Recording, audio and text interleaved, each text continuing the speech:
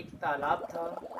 उस तालाब में कई जीवों के साथ एक चालाक बगुला भी रहता था।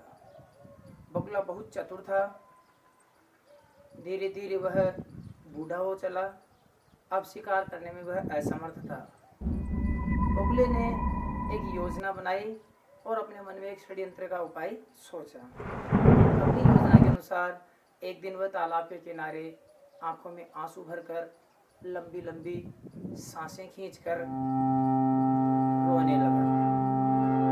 बगुले को इस तरह दीनहीन अवस्था में देखकर केकड़े के साथ अन्य कई जीव आए और उसकी इस दशा का कारण पूछा। बगुले ने रोते हुए केकड़े से कहा कि मैंने ज्योतिषियों से यह सुना है कि बहुत जल्दी ही इस तालाब का पानी सूखने वाला है और मैंने यह सुनते ही मरने तक भूखे रहने का व्रत करने की ठानी है, क्योंकि इस तालाब के जीवों को बिल्कुल भी चिंता नहीं है, जबकि अन्य समीप के तालाबों के जो छोटे तालाब हैं उनके जीव बड़े समुद्रों की ओर, बड़े तालाबों की ओर जा रहे हैं। उनके नाते रिश्तेदार उनको लेकर जा रहे हैं। लेकिन मैं ये सुनकर बड़ा चिंतित हूँ कि इस तालाब के जीव जंतु बिल्कुल भी चिंतित नहीं है और वो जल्दी ही पानी सूखने के साथ साथ मर जाएंगे। कई जीवों के साथ में पला हूँ, बड़ा हुआ हूँ, वो सब मारे जाएंगे।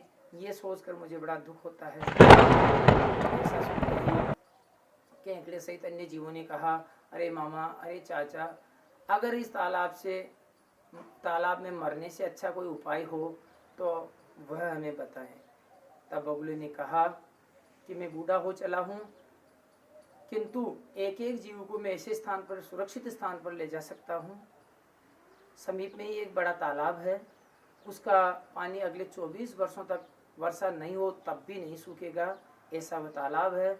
अगर आप लोगों में से एक एक जीव मेरी पीठ पर बैठे तो मैं आपको वहाँ तक पहुँचा सकता हूँ। यह सुनते ही सभी जीव उत्सुक हो गए और अरे चाचा, अरे मामा कहते हुए सभी ने उस बगुले से अनुनय विनय किया कि पहले मुझे लेकर चलो, पहले मुझे लेकर चलो। बगुला मन ही मन अपने षड्यंत्र को कामयाब होते हुए देखकर मंत्रमुग्ध हो रहा था, प्रसन्न हो रहा था।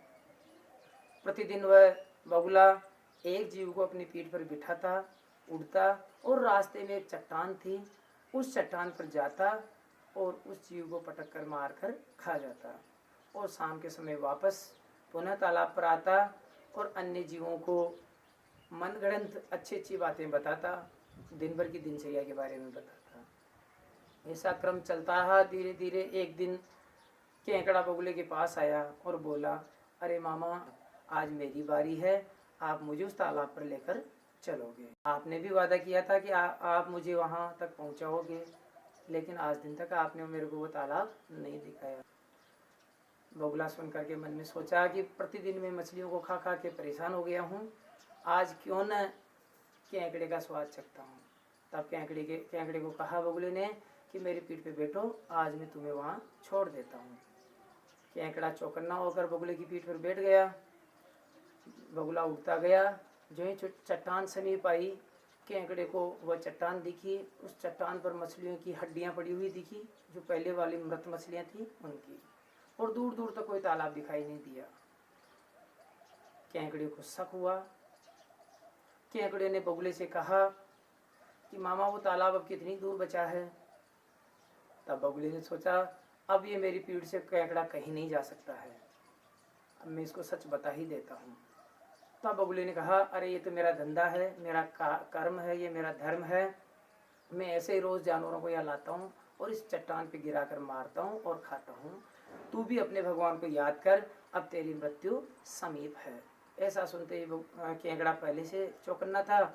उसने अपने आरे जैसे हाथों से बगुले की गर्दन को दबा दिया और काट डाला, बगुले को मार दिया और उस गर्दन को लेकर वापस उसी तालाब पर पहुंचा और आप बीती अन्य जानवरों को कहा। तब सभी लोग मनी मन उस बगुले के बहकावे में आने के लिए पछताने लगे। कहानी से शिक्षा मिलती है कि हमें कोई भी निर्णय लेने से पहले उसको अच्छी तरह विचार कर लेना चाहिए, किसी के षड्यंत्र का हिस्सा नहीं हो सके। आपने कहानी सुनी, बहुत बहुत धन्यवाद। अगर आप चैनल पे पहली बार आए हैं तो ज़रूर लाइक और सब्सक्राइब करें। धन्यवाद।